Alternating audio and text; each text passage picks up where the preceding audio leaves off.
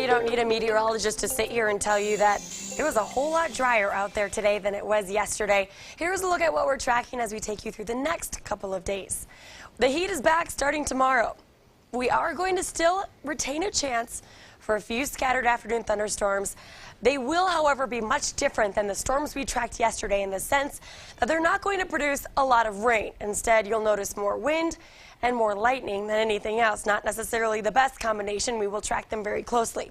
As we head into the weekend, the temperature is just going to continue to rise. So let's start right off with that, as it's going to be the big story tomorrow. In comparison to today, we're warming the temperatures up about 10 to 15 degrees.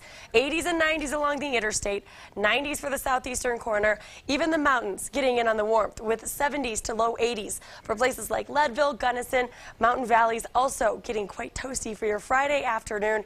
We'll have more sunshine in place as well. We'll wake up to the sun tomorrow. We'll keep it around through lunchtime. As we take you into the early afternoon, we'll start to see a few scattered clouds developing over the mountains along with a few scattered showers.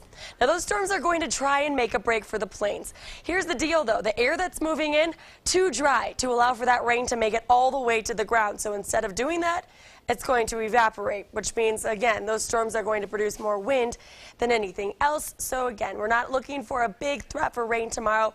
However, if we do get a storm that produces rain heavy enough where a few of those drops do make it to the ground, we will have to monitor that.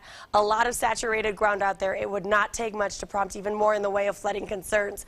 Biggest threat for storms that will be capable of producing rain that will make it to the ground: mountains south and west of Pueblo and southern portions of the I-25 corridor. That's where our eyes will be kept coming late tomorrow afternoon and tomorrow evening. Your 7-day forecast: upper 80s on Saturday, low 90s on Sunday. We are going to see Sunday will be the warmer day of the 2 weekend days. We're also going to bring back a slight chance for storms come Sunday afternoon. That will be the exception rather than the rule.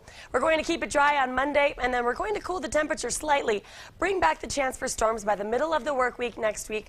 We are not expecting anything, though, to the caliber of the storms that we tracked earlier this week, especially yesterday.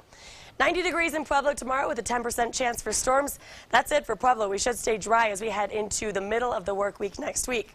In Canyon City, 87 tomorrow, 91 on Saturday, 94 Sunday. 90s will stick around through Tuesday before we get a brief break in the 90s, cool it down into the 80s on Wednesday. Jump back into the 90s, though, next Thursday. Teller County, 73 degrees on Friday, Saturday, 75, 80 degrees on Sunday. This is just that time of year. Any lingering moisture means we do have that chance for afternoon thunderstorms over the mountains. But again, we're not going to see the same combination of weather events, if you will, that led up to how intense the storms were yesterday. Yeah. Voices sounded better, by the way. Yeah. Voices sounding better. Sounds like we're over the immediate threat. So good news there. Yep, up and up. Thanks, Rachael. Yep. Well, the governor is not backing away